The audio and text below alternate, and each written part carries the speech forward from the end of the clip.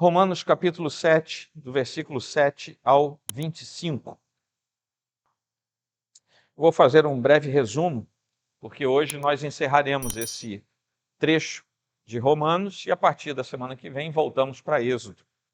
Paulo vem de nos demonstrar que o que vemos não é tudo. Aquilo que não vemos é, na verdade, o que nos rege muitas vezes, e aí sim está tudo que nos interessa, ou seja, porque ali é onde reside a governança do tempo e da eternidade. E nesse conjunto de ideias que acompanham toda essa narrativa paulina, em Romanos, desde o primeiro capítulo, nós vemos uma tentativa constante, persistente, de Paulo, o autor da carta, de nos mostrar realidades pertencentes ao mundo, pertencentes à era presente, a esse nosso tempo, pertencentes ao cosmos, no sentido da plenitude da criação, das coisas criadas, portanto, de tudo que nós vemos, aquilo que envolve também aquilo que é invisível e que nossos olhos não conseguem ver, ou seja, trata ele das forças espirituais. A partir daí é que Paulo vai insistentemente nos fazer perceber a realidade do contexto de uma vida que era antes fora da natureza de Cristo, mas que agora está inserida nessa natureza de Cristo. Ou seja, uma vida que agora está dentro desse processo pelo qual nós fomos inseridos em Cristo. É por isso que ele volta a Adão. Se vocês vão lembrar bem, eu estou fazendo uma retrospectiva aqui, desde o capítulo 1, mas é por isso que ele volta a Adão.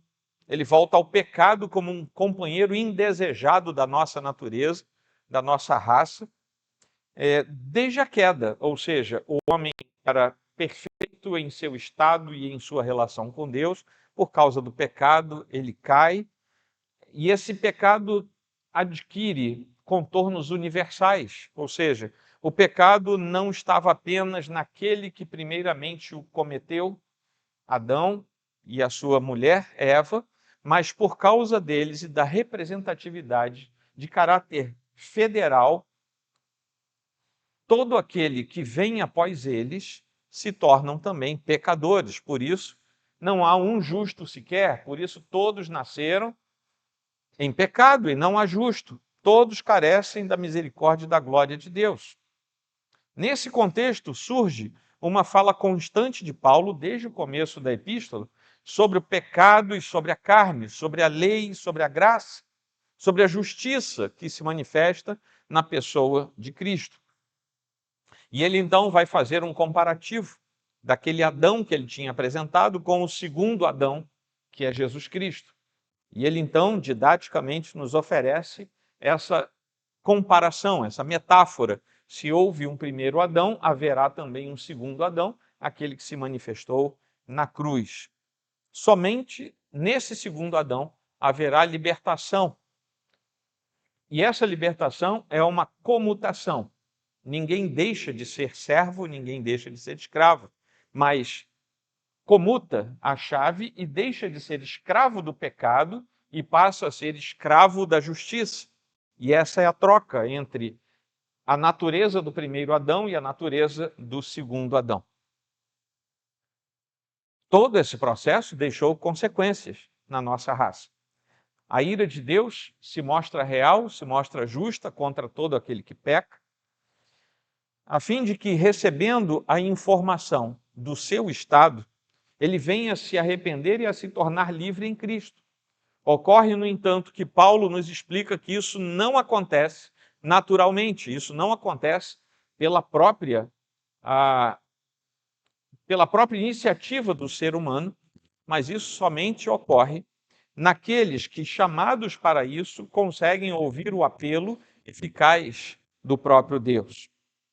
Cristo é o único que pode livrar o homem dessa natureza perdida, caída, e colocá-lo numa outra estrutura pela qual ele poderá aceder à presença de Deus, tendo se reconciliado com ele.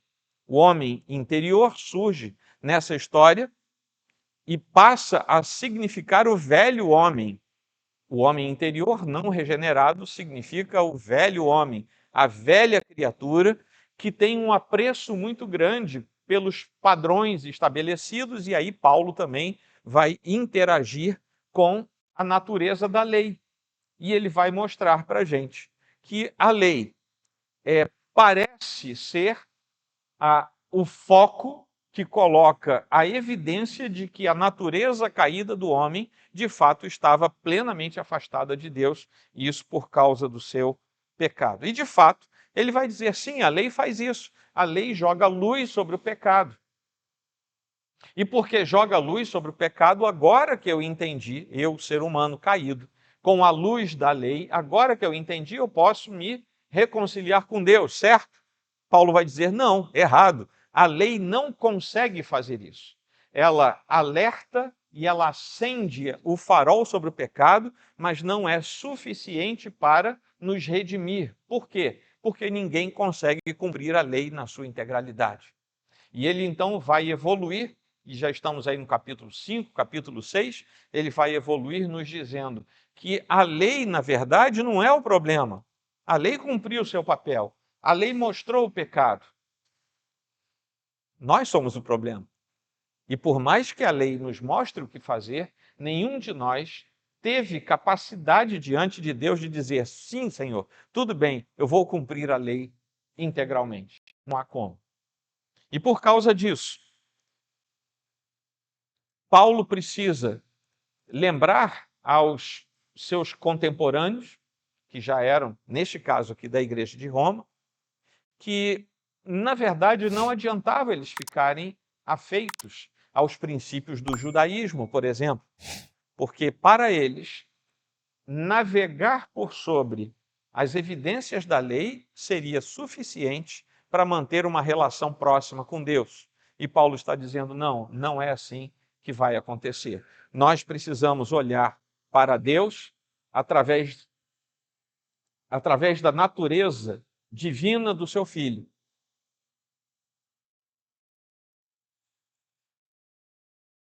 Nós precisamos olhar para Deus através da natureza divina do seu Filho, porque só ali é que haverá o meio pelo qual o próprio Deus concedeu a reversão de tudo isso. Não adianta ter lei, não adianta ter circuncisão, porque não são os ouvintes da lei, mas são ou aqueles que praticam o ato da circuncisão, ou seja, os ouvintes no seu íntimo, e aqueles que foram circuncidados no exterior, ou seja, algo visível, não adianta, porque não serão justificados por esses elementos.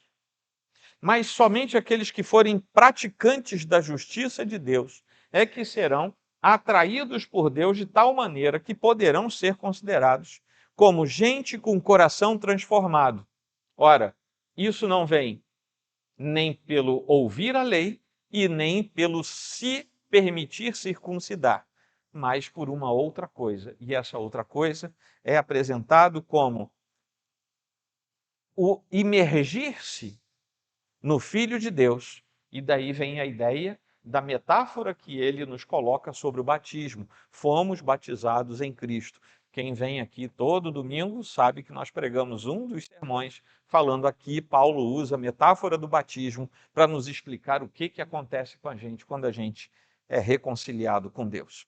Bom, agora, concluindo os seus argumentos iniciais, esses quase 7 capítulos inteiros, porque nós estamos hoje fechando o 7, Paulo entende que a lei que não foi criada para reprimir o pecado, mas para revelar o pecado, acentua o conflito interior do próprio crente, do qual apenas Jesus pode livrar. Há um conflito. Há duas naturezas, e somente Cristo pode pacificar isso no nosso coração. Amém, queridos? Agora vamos para o capítulo 7, que nós lemos agora. Isso foi para a gente entender por que Paulo chegou aqui.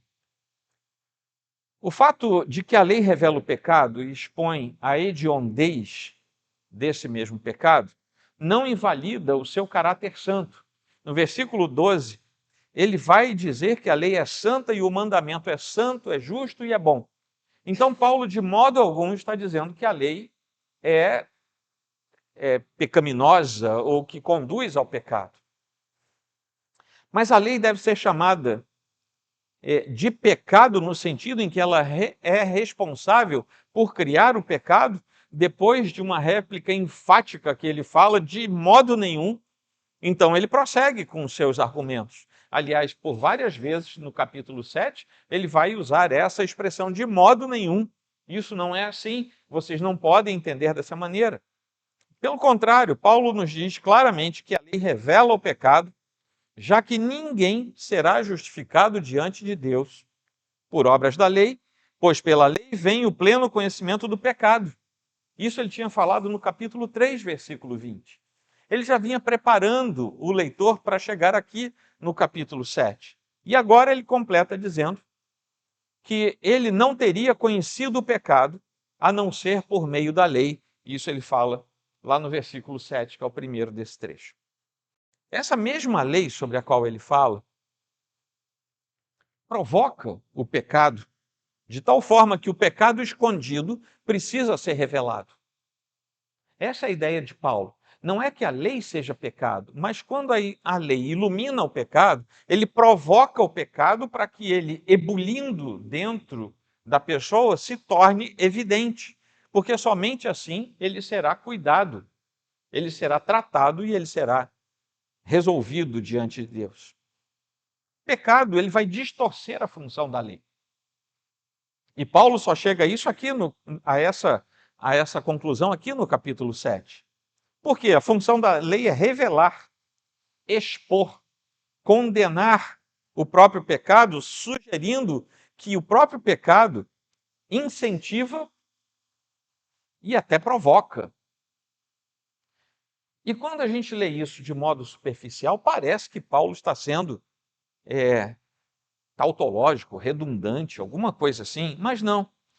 Porque o mandamento tinha um propósito de produzir vida, e vida eterna. E desde o início é verdade também aquilo que a palavra diz, que amar a Deus de todo o coração, de toda a alma, de toda a mente, de toda a força, e amar ao próximo como a si mesmo traz vida e traz salvação. Isso sempre foi verdade. Deus fala, manda registrar isso para nós desde o começo da Bíblia. Isso é verdade. Todo aquele que cumprir a lei do Senhor, ou seja, cumprir os seus estatutos, terão vida. Isso também é verdade. Meus estatutos e meus juízos guardareis, cumprindo-os. O homem viverá por eles. Isso está lá em Levítico 18:5. Então isso é verdade. Agora, quando a lei provoca o pecado, ela cumpre o seu papel de condenar o pecado. Não de se apropriar do pecado e não de agasalhar o pecado, mas de condenar o pecado. É para isso que a lei mostra, revela o pecado. Então, nesse momento, que vai até o versículo 11, a tese de Paulo aqui se encerra, dizendo que o próprio pecado, na nossa natureza pecaminosa, usa a lei para nos levar a pecar. É por isso que ele faz esse confronto entre a lei e o pecado.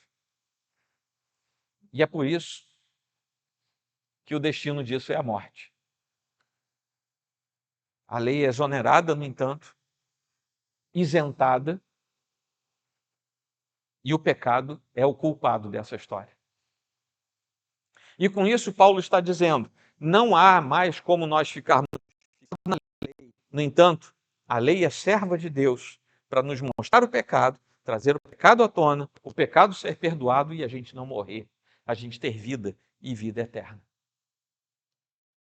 Mas aí, lá nos versículos 12 e 13, ele vai ser claro novamente, dizendo que o pecado, sim, ele se mostra através da lei, por causa da lei. Assim como a lei é santa, o mandamento também é santo, é justo e é bom, as próprias exigências que a lei impõe serão em si mesmas santas e justas.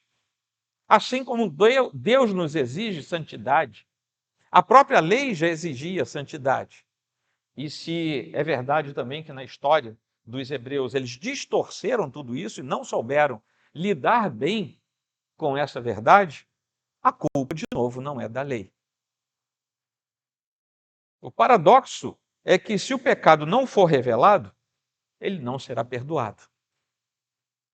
E se ele não for perdoado, o pecador não será libertado para a justiça do próprio Deus. Ele ficará preso a algo que não é a justiça de Deus. Ele vai ficar numa espécie de limbo em que ele não sabe o que ele é mais. E ele não alcança a justiça de Deus nesse estágio. Paulo parece atacar a lei, mas ao mesmo tempo parece que ele a defende.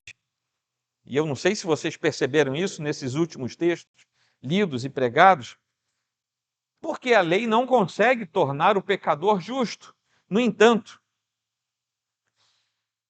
ele realmente mostra a lei como algo superior, porque ela aponta para o caminho pelo qual o pecador vai se tornar justo.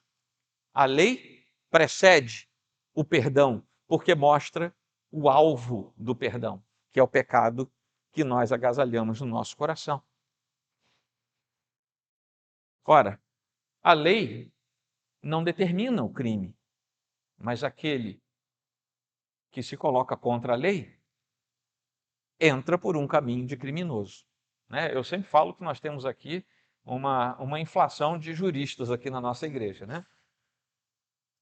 Então vejam bem, nós temos uma... Eu não sou advogado, tá? Então se eu errar, vocês me corrijam depois. Mas vejam bem, a lei diz que se eu, digamos, uma hipótese aqui, tá? Se eu ferisse alguém, eu acho que a lei até fala isso, né? Se eu ferir alguém, eu cometi um crime, tá? Eu atentei contra alguém. Então vejamos, eu estou aqui, tranquilamente, e eu não sou criminoso. Mas aí eu resolvo sair daqui.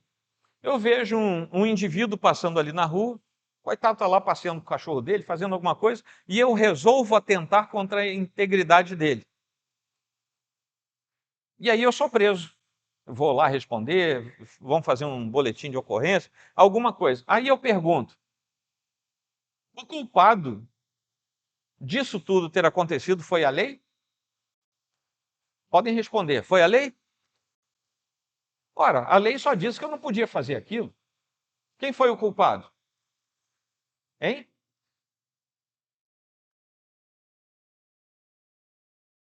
Vejam bem, é isso que Paulo está dizendo. A lei não tem culpa se você não consegue cumpri-la.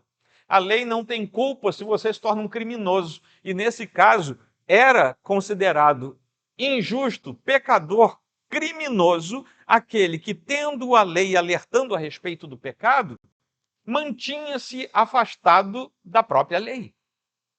É o mesmo caso. A culpa não era da lei, a culpa era do pecador que não obedecia à lei. E aí Paulo vai entrar nos dizendo que a lei não pode nos salvar porque nós não podemos cumpri-la. Ou seja, perante a lei de Deus, nós não temos como deixar de ser criminosos, pecadores. E não adianta nos apropriarmos da lei, porque por não conseguirmos cumpri-la, nós não deixaremos de ser criminosos diante de Deus. Sempre estaremos infringindo a lei divina. Esse é o caminho da lei estabelecida lá atrás. Ao mesmo tempo, a lei, no entanto, permanece santa, justa e boa, enquanto nós somos pecadores e criminosos diante de Deus. Nesse sentido comparativo que eu fiz. E aí Paulo chega ao versículo 14 e até o versículo 20, ele vai estabelecer um processo quase filosófico entre o querer e o fazer.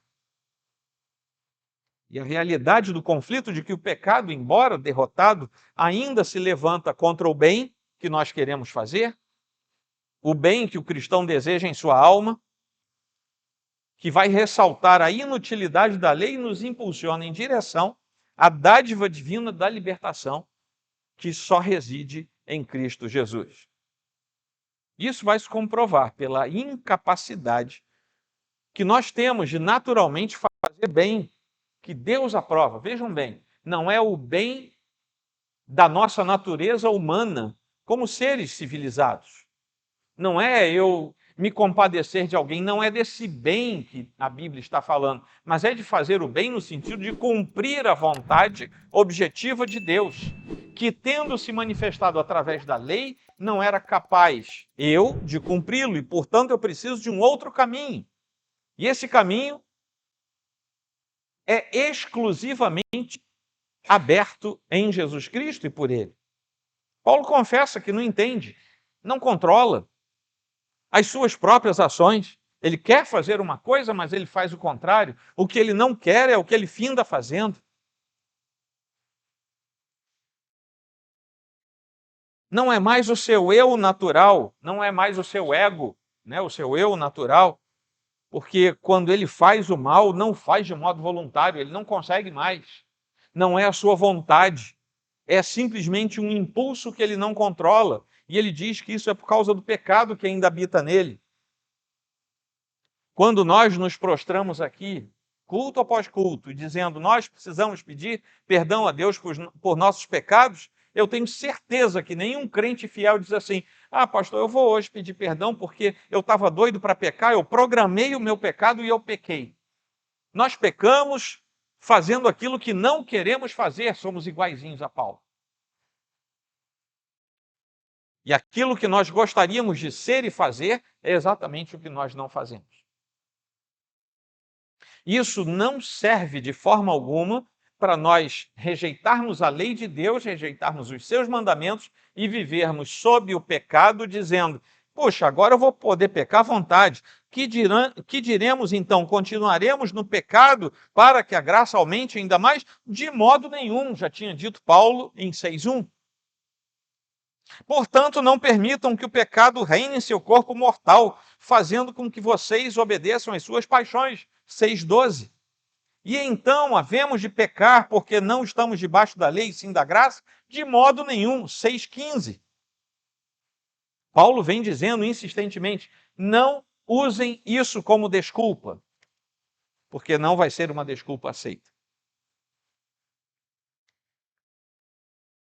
Portanto, aquele eu que faz o contrário, diz ele, não é o eu verdadeiro, é o genuíno, mas é um eu usurpador que ainda está na minha carne, porque eu ainda não estou glorificado. É como se Paulo estivesse nos dizendo isso. Em outras palavras, o que ele vai dizer é que a lei não é responsável pelos nossos pecados, mas também não é responsável, não é capaz de nos salvar. Alguma coisa precisa acontecer. E ele está encerrando esses argumentos, desde o capítulo 1 até aqui, porque quando ele chegar no capítulo 8, ele vai entrar num outro estágio, que é como nós vivemos a nossa vida no Espírito. Para isso, a gente precisa passar por tudo isso aqui que ele falou até agora. E aí vocês guardem, porque vamos ter uma série em Êxodo e depois voltamos para o capítulo 8. Até que, a partir do versículo 21 e até o final, é quase uma doxologia em que ele vai dar graças a Deus por Jesus Cristo. Porque, finalmente, se a lei não serve, se minha carne não consegue, se eu não tenho como viver de modo santo e justo como é a própria lei, o que eu vou fazer? Ele encerra dando graças a Deus por Jesus Cristo, porque Jesus Cristo é a solução para tudo isso. A falta de esperança quanto àquele conflito interior, eu quero, mas não faço, eu faço o que não quero, conduz esse crente à dádiva divina da libertação final. Não é culto de libertação, é algo profundo que acontece na estrutura espiritual de cada crente sincero perante o Senhor.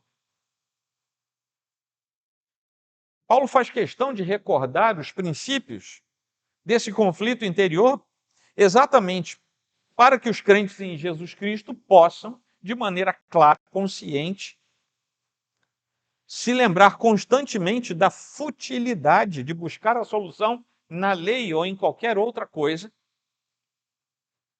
uma vez que a solução somente repousa em Jesus Cristo. Não há outro lugar. E assim como Paulo tinha acabado de falar dos dois egos, né? O ego que quer e não faz, o que não quer e faz, agora ele encerra falando também de duas leis. Uma que é característica da lei da sua mente, né? da lei da mente, que opera no íntimo do seu ser, e ele fala isso lá no começo desse trecho, que tem prazer na lei de Deus, enquanto a característica daquela outra lei, que é a lei do pecado, é aquela que atua nos seus membros e como se tivesse força para induzi-lo, e pela fragilidade da sua santidade, de vez em quando aquela força o induz ao pecado, mas o que ele quer dizer é o seguinte: me leva, mas não era para fazer isso. E nós também precisamos dizer isso. O pecado é agasalhado no coração, os membros ainda não glorificados parece que induzem ao pecado, e nós até conseguimos uma explicação, mas o que Paulo nos leva a dizer é o seguinte: não é para ser assim. Não é porque a gente descobriu essa verdade que a gente vai viver em pecado. Pelo contrário, precisamos fugir do pecado.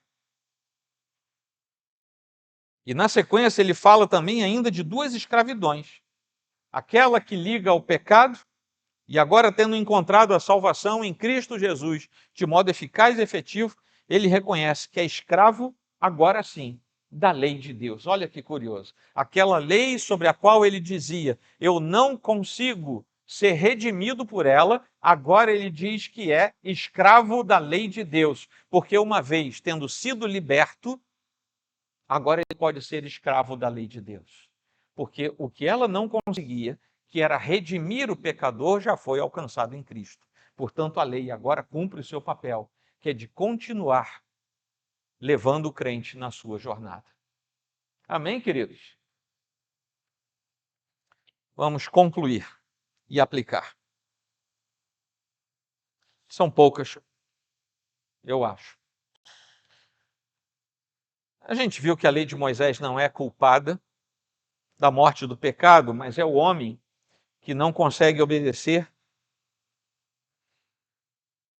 e é culpado da sua própria morte espiritual. Como a lei está no presente, nesse tempo da história da redenção em que nos encontramos, ela é comumente usada de forma indevida para justificar aqueles que querem pecar, mesmo conhecendo a vontade de Deus. Existe até uma corrente teológica para isso. Gente que rejeita a lei para pecar, dizendo: a lei não adianta, então tudo bem. E Paulo condena isso. Meus irmãos, a luta faz parte da vida cristã. E o ingresso do crente numa nova natureza, redimida, faz com que ele tenha a restrição do pecado em sua vida.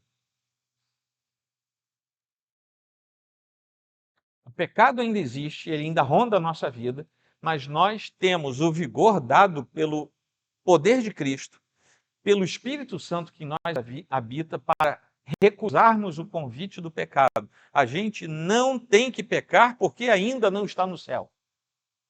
A gente sabe que tropeça, mas a nossa vida tem que ser de constância, de santidade e de restrição ao pecado, porque foi isso que Cristo nos permitiu fazer. Viver restringindo o pecado em nossa vida. Cansado, em primeiro lugar, pela justificação da qual Paulo tanto fala, e depois por uma vida santa que se desdobra na nossa caminhada. Essa é uma luta interior, que não vai inviabilizar a vida cristã. Pelo contrário, deve fortalecê-la, porque é diante das muitas lutas que nós somos vencedores lá no final. Amém, queridos? Vocês já ouviram falar em Tim Lutero, né? Ele tem uma frase que diz assim, em latim: simul justus et peccator, que quer dizer ao mesmo tempo, simultaneamente, símulo, daí que vem a nossa palavra simultâneo, ao mesmo tempo justo e pecador. E quando ele descreve a condição paradoxal do ser humano, que apesar de ter sido justificado diante de Deus pela graça e pela fé em Jesus Cristo, ele vai dizer que esse mesmo ser humano ainda enfrenta a realidade do pecado. E essa expressão de Lutero, ao mesmo tempo justo e pecador, nos ajuda a entender a luta interna que foi descrita por Paulo aqui nesse capítulo 7. É o que eu quero, mas eu não consigo fazer. É o que eu não quero, mas é o que eu findo fazendo. Essa luta é exatamente aquilo que Lutero vai pegar e vai nos dizer: olha, ao mesmo tempo nós somos justos e pecadores. A afirmação de que nós somos tanto justos quanto pecadores reflete também a experiência comum do crente, que por um lado ele já foi redimido, e se você já foi lavado e remido no sangue do Cordeiro, você já está indo para a vida eterna com Deus. Por outro lado, no entanto, você ainda enfrenta as consequências do pecado no seu dia a dia, no seu cotidiano. E a conclusão a que nós chegamos é que, embora a luta contra o pecado seja muito difícil, existe uma libertação proposta por Cristo. Essa libertação é plena e alcançada exclusivamente através de Cristo Jesus. O que ele reflete nos dois últimos versículos, o 24 e o 25. Isso nos capacita a viver de tal maneira que possamos honrar o nosso Senhor, tendo uma vida com restrições plenas ao pecado, de tal maneira que sejamos considerados alguém que vive em santidade para Deus. Mesmo em meio às nossas falhas, o Senhor nos permite viver para Ele. Amém, queridos? Você, ao mesmo tempo, é justo e pecador, assim como eu. Mas é a justiça de Deus aplicada a nós que nos faz antever que, ao fim de tudo, deixaremos de ser ao mesmo tempo justos e pecadores. E seremos não apenas somente justos, como também santos para a glória de Deus, no sentido pleno e final da palavra. Amém, queridos? Para isso, nós precisamos ter uma vida aos pés do Senhor. Nós não podemos pegar esse conceito que é de Paulo e que Lutero aproveita para ter uma vida relaxada diante de Deus. É pelo contrário. Ao reconhecermos a nossa fragilidade, aí é que a gente precisa se agarrar com Deus. Paulo encerra o capítulo 7 com um grito de anseio que termina numa interrogação. E com um grito de confiança e fé que termina numa afirmação. É como se ele estivesse dando dois suspiros finais. Miserável homem que sou, quem me livrará do corpo desta morte? Aí está uma afirmação, ele está dizendo: miserável, eu sou um miserável. Vejam bem como é que eu vivo. Enquanto eu sei que eu sou justo, eu sou pecador, olha só como é que eu vivo. Miserável homem que sou. É uma afirmação do seu homem natural dizendo: eu sou isso. Sou miserável por causa disso. Aquele homem natural que tenta resolver os seus dilemas existenciais e não vai conseguir. Quem sou eu? De onde eu vim? Para onde eu vou? O que há além desta existência? Existe algo chamado certo e algo chamado errado? Será que vale a pena viver essa vida? Essa vida é real? Eu sou real? Por que eu preciso morrer um dia? Por que eu não vivo para sempre? Se é que eu existo? Por que eu não vivo para sempre? Por que eu tenho que morrer? São questões que passam pela cabeça de um monte de gente. Você já pensou que você pode não existir? Você está sonhando isso, daqui a pouco você vai acordar e você vai descobrir que não era bem assim? A gente não fica maluco com essas coisas, não. Isso faz parte da natureza humana, se perguntar a respeito dessas coisas. E quem não consegue responder adequadamente ao longo de uma vida inteira, talvez tenha problema. Problema mesmo a ser tratado na sua natureza psíquica, que são demandas do interior da própria natureza humana que ficam silentes, não tem eco. E a pergunta que se segue, Quem me livrará do corpo desta morte? Denota o sofrimento interior da nossa raça, que mesmo fingindo e colocando máscara de que está tudo bem, a gente tem uma condição interior que em nada é parecida com aquilo que seria o bom e desejável, e que parece que não vai ter resposta para nenhuma dessas perguntas existenciais, profundas. Feche os seus olhos e não percebe uma resposta para o que é metafísico, para o que é transcendente. Fecha os olhos de noite na cama e diz assim: meu Deus do céu, se eu parar de respirar, o que vem depois? É uma pergunta da natureza humana. No entanto, quando os olhos da fé se abrem e Cristo se mostra de braços abertos bem diante de nós, a resposta vai se tornar imediatamente clara. Jesus Cristo, o Deus encarnado, aquele que veio e habitou entre nós, que viveu pregando o reino de Deus a todos aqueles que estavam ao seu alcance, que morreu no lugar daquele que se arrepende verdadeiramente, morreu como criminoso fora da cidade, no lugar que os piores marginais eram executados, mas que depois ressuscitou dentre os mortos, não ficou entre os que estavam sepultados. Depois disso andou, foi visto, foi glorificado, foi de volta ao Pai e um dia vai voltar para buscar a sua igreja. É esse Jesus Cristo que nos livrará do corpo desta morte. Porque Paulo pergunta: quem me livrará do corpo desta morte? É esse, é Jesus Cristo, que nos livrar do corpo desta morte, que eu diria, desta morte ambivalente, porque ela é espiritual e também é física. E se hoje, espiritualmente, nós já fomos livrados do corpo desta morte, no âmbito espiritual, repito, vai haver um dia que a palavra diz que também no âmbito físico nós seremos livrados do corpo desta morte, porque o que nos aguarda ao final de tudo é a ressurreição final. Isso é pleno, isso é total. Essa é a resposta única e verdadeira para aquela pergunta. Mas aí ele emenda: graças a Deus por Jesus Cristo, nosso Senhor. É como se ele estivesse respondendo à pergunta: quem me livrará do corpo desta morte? E ele já emenda: graças a Deus por Jesus Cristo, nosso Senhor. De maneira que eu, de mim mesmo, com a mente sou escravo da lei de Deus, mas segundo a carne, sou escravo da lei do pecado. Ele está dizendo graças a Deus. Jesus Cristo veio. Jesus Cristo resolveu o meu dilema. Mas enquanto eu estiver aqui, eu vou viver precisando da graça do Senhor, porque eu ainda estou preso à lei do pecado. E nesse sentido, essa simultaneidade de condenação e justificação,